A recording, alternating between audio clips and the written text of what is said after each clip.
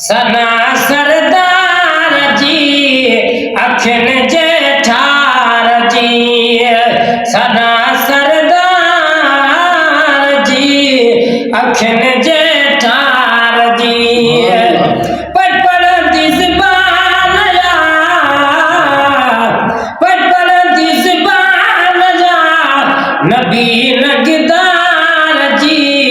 सना सरदार जी सना सरदार जी अखिन जेठार जी सुभान अल्लाह। पटपड़ this बानया पटपड़ this बानया नबी नगदार जी सना सरदार जी सजन जे शान में लिखी ना क्यों नयूं सजन जे शान में लिखी ना क्यों नयूं ओ शाकन जे अॻियां अची था पेश क्यों ओ शाकन जे अॻियां अची था पेश क्यों अमाखी अखा मिठी अमाखी अखा मिठी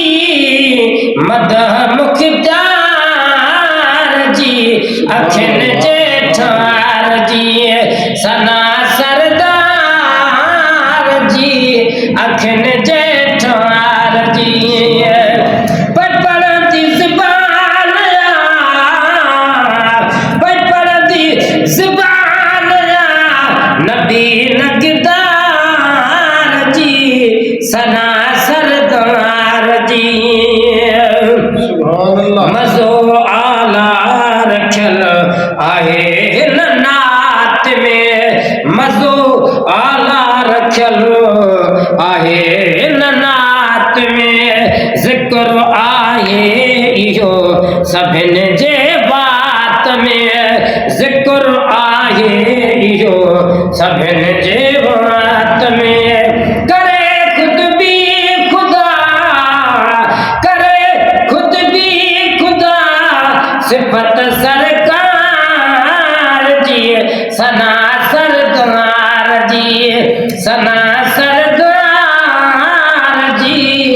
अखिन जेठार जी सुभान अल्लाह। असां जे लाया ही दर्दन जी दवा असां जे लाया ही दर्दन जी दवा दुनिया ऐं आखिरत में दियारी दो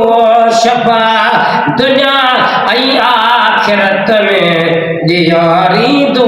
शफा असांखे आमिली निशानी प्यार जी सना सरदार जी सना सरदार जी अखिन जेठार जी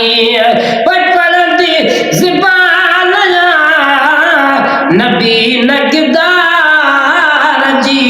अखिन जेठार जी खुदा खुद खां वठी शुरू आसिल रसलो खुदा खुद खां वठी शुरू आसिल रसलो खुदा बंद खां वठी शुरू आसिल रसलो ख़त्म ॾींहुं क़यामत ताईं न थींदो मरहलो ख़त्म ॾींहुं क़यामत ताईं न थींदो मरहलो हलंदी तारीफ़ पई हलंदी तारीफ़ पई उन लपकदार जी सना सरदार जी सना सरदार जी अखिन जेठार जी पटपड़ दिस बानया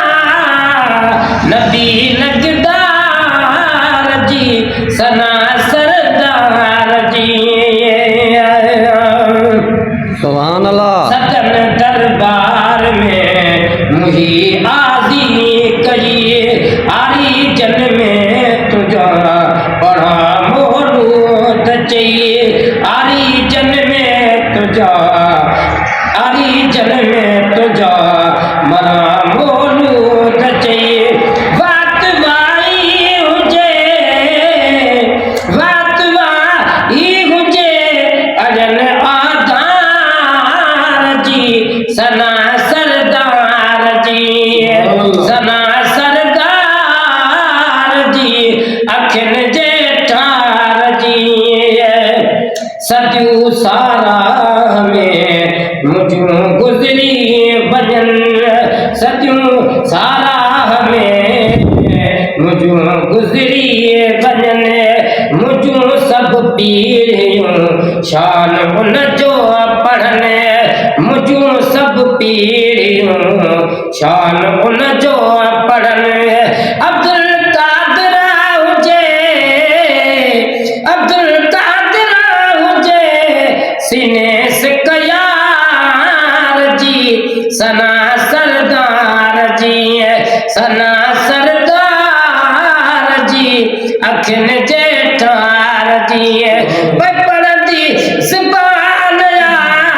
नबी